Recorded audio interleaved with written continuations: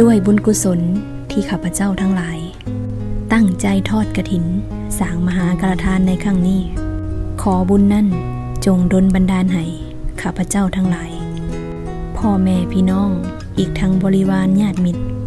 จงมีแต่ความสุขความเจริญประสบแต่ความสำเร็จในชีวิตในธุรกิจหน้าที่การงานและสิ่งที่พึงปรารถนาให้มีสุขภาพพลามัยที่แข็งแรงมีผิวพรรณวรรณะผ่องใสปราศจากทุกโศกโรคภัยให้มีอายุขัยยืนยาวครอบครัวอยู่เย็นเป็นสุขบังเกิดในตระกูลสัมมาทิฏฐิเป็นบัณฑิตนักปราชญ์ฉลาดทั้งทางโลกและทางธรรมให้มหาสมบัติใหญ่ไหลมาเทมาอุดมด้วยทรัพย์สมบัติบริวารสมบัติคุณสมบัติลาภยศสรรเสริญสุขและมรรคผลนิพพาน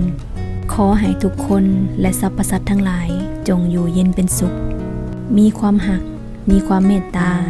และเจริญหุ่งเฮืองในชีวิตขออุทิศกุศลผลบุญให้แด่บรรพบุรุษบุปการีอีกทั้งหมู่ญาติที่ล่วงลับไปแล้วขอให้ความปรารถนาทั้งปวงของข้าพเจ้าทั้งหลายจงเป็นผลสำเร็จจงเป็นผลสำเร็จจงเป็นผลสำเร็จ